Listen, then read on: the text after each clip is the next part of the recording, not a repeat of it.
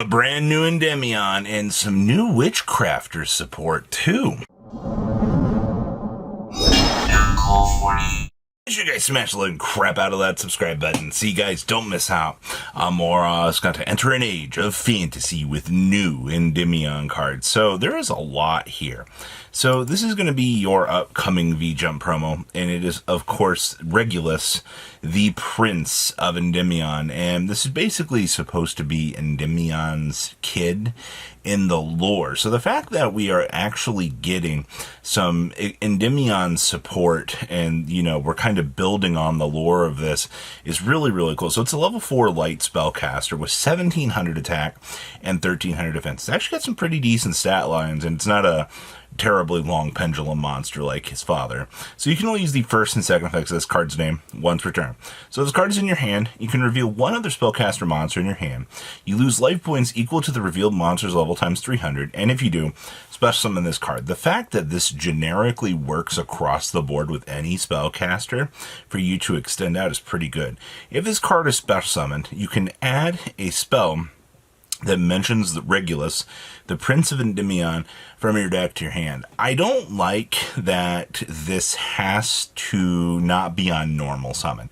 You're going to have to burn yourself in order to extend this out for a chance to toggle and get a search, which I guess is fine. And then the first time this card be destroyed by battle each turn, it is not. Okay, so the only great things about this are level 4 spellcaster that can extend itself with the possibility of searching for a support card within the archetype. I mean, does it get much better than this? I guess. Also, I mean, this does generically work for all of the Witchcrafter stuff. The only problem is it itself does not generically have Witchcrafter in its name. So we're not really losing too much on that front, but actually a pretty good card for once.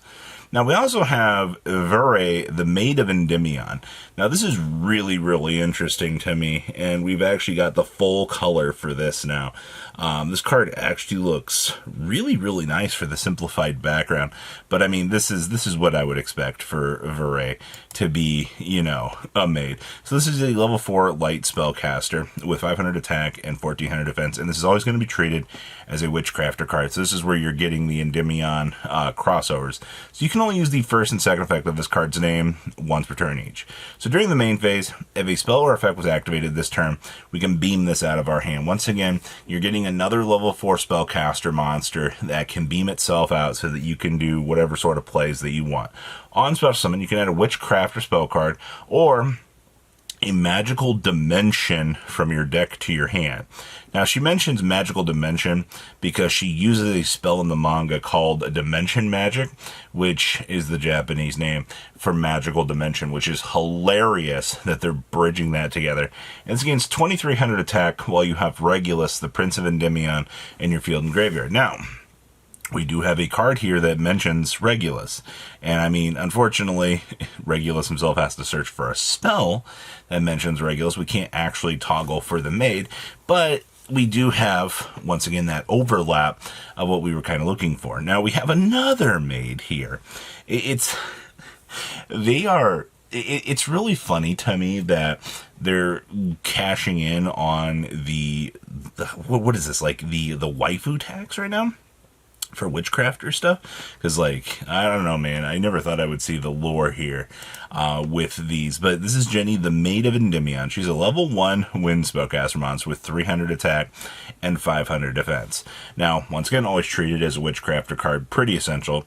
If you control a spellcaster, we can special summon this card from your hand. Oh, okay, sure, man. I mean, we're really just giving generic spellcaster decks a lot of gas here. You've gotten 2 free special summon bodies that I hope that you can do something with.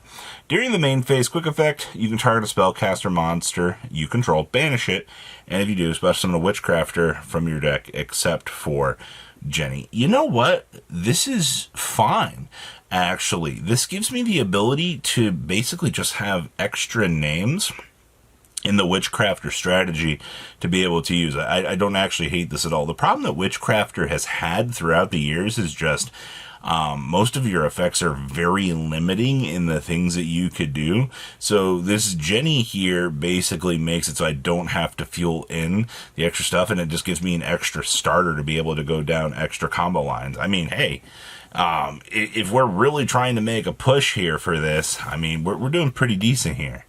What in the world is this? The Endymion Empire. This is, hey buddy Endymion, you need to upgrade your digs, dog. I thought you were doing better than this. So you can, it's a continuous spell card. You can only activate one card with this card's name per turn, and you can only use the second effect of this card's name once per turn. So when this card resolves, add a Regulus, the Prince of Endymion, or a monster that mentions it from your deck to your hand. Then if your opponent controls a monster, you can special summon a spellcaster from your hand. Oh, this just searches for Regulus. Okay, so I guess this is, or a monster that mentions it. And then you could bring out, I'm wondering how much more support we're going to get for this. If a face-up card or cards you control will be destroyed by battle, you can destroy Regulus, the Prince of Endymion, from your hand or field instead. What was our clause on this? The first time this would be destroyed by battle. Oh, so never mind. The Prince just takes the hit for this. Interesting. So in terms of support, we've now got the ability to toggle for anything that mentions it in its name. We've got, which gives us two. Hold on, did this mention it? No, Jenny does not mention it. Oh, that's actually worse off than I expected, but we at least have Vure mentioning it. So, interesting. This feels very, very like we need another like 5 cards to get someplace here. And then we have Regulus's Arrow. Oh boy, it's a quick play. So you can only use the first and second effects of this card's name once per turn. So if you control a Regulus, the Prince of Endymion, activate one of these effects. We can destroy one monster opponent that battled this turn. What? That's a weird one. When a normal or quick play spell card is activated, negate its effects. Okay, so this is just anti-runic. And then during your main phase, you can banish this card from your graveyard to target a Regulus, the Prince of Endymion, or a monster that mentions it in your graveyard and special summon it. You know what? That second line of text is not too terrible. There's something missing here. Free extender is good, but it feels like we need more for this. I love the concept of what they're pushing here, but it doesn't feel like enough. The maids are really, really cool. I'm glad to see that we're doing, some things like that, but we'll have to wait and see what more we can develop out of this. I definitely need some cards, but please leave a comment down below. Tell me what you guys think. I'll see your beautiful faces back here later, guys. Patrons, thank you.